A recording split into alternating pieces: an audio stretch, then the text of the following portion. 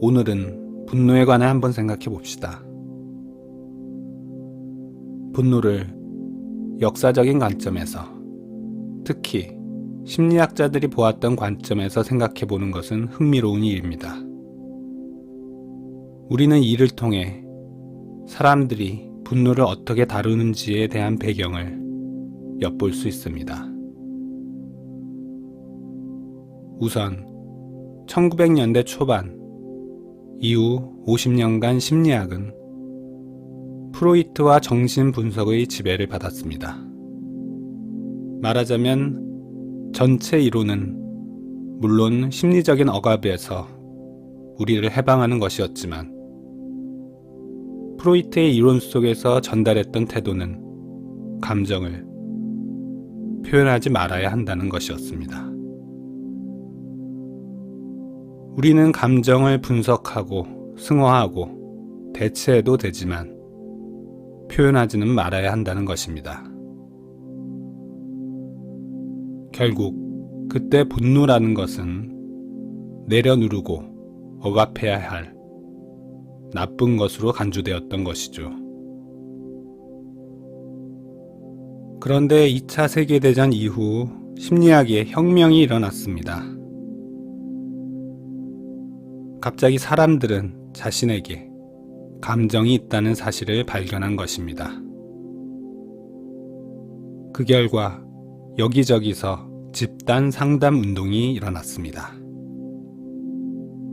예를 들면 10명 정도의 적은 인원으로 남들에게 말할 수 없었던 자기 신념이나 감정들을 그 자리에서 표출하는 인카운터 그룹 등의 집단 감수성 훈련 그룹이 생겨난 것이죠. 그리하여 사람들은 분노를 감추던 방어를 뚫고 자신들의 모든 감정과 느낌들을 경험하는데, 특히 분노를 경험하는데 능숙해졌습니다. 추가 한쪽 끝에서 반대쪽으로 돌아가 버린 것입니다.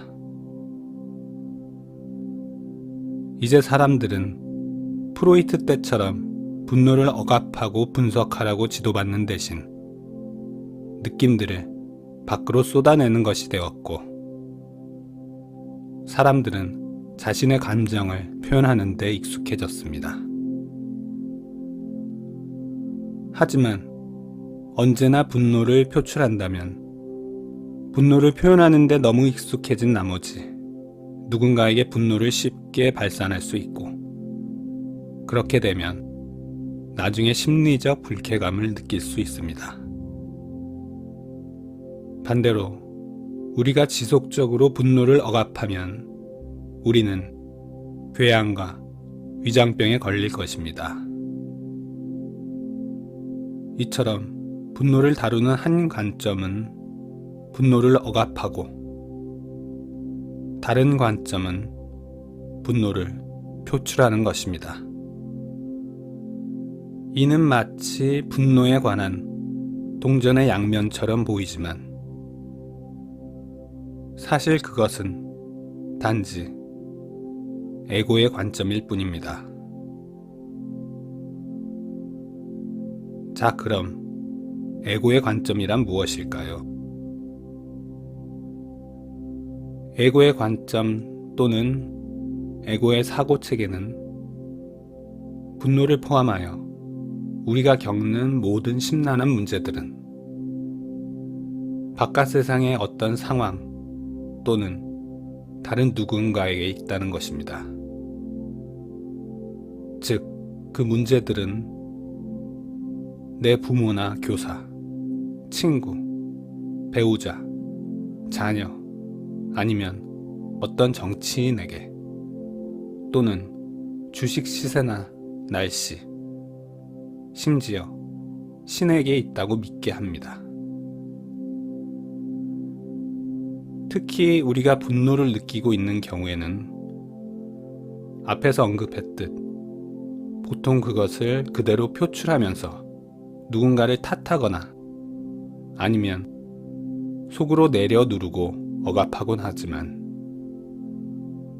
무엇보다 이것을 다르게 보는 관점이 있습니다.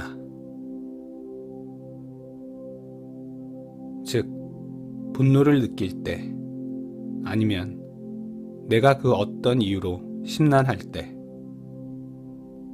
나는 내가 생각하는 그 이유로 심란한 것이 아니라고 말하는 것입니다. 다시 말해, 내가 심란한 이유는 세상 속 어떤 상황 때문이 아니라 단지 내가 세상 속 상황에 심란해 함으로써 나를 세상이라는 스크린에 더욱 묶어두게 하려는 에고, 사고체계를 받아들였기 때문임을 알아차리는 것입니다. 물론 이 과정은 매우 간단한 것 같지만 하루아침에 이루어진다고는 믿지 말아야 합니다. 꾸준한 연습이 필요하겠죠. 때론 사람들은 수업의 연습서 1년 과정을 끝내면 천국에 있을 거라는 마술 같은 희망을 품기도 하지만 수업 과제의 진정한 목표는 문제에서 해방되는 것이 아닙니다. 그것은 단지 문제가 무엇인지 인식한 다음 우리 내면에 문제를 해제하는 수단이 있음을 알아차리는 것입니다.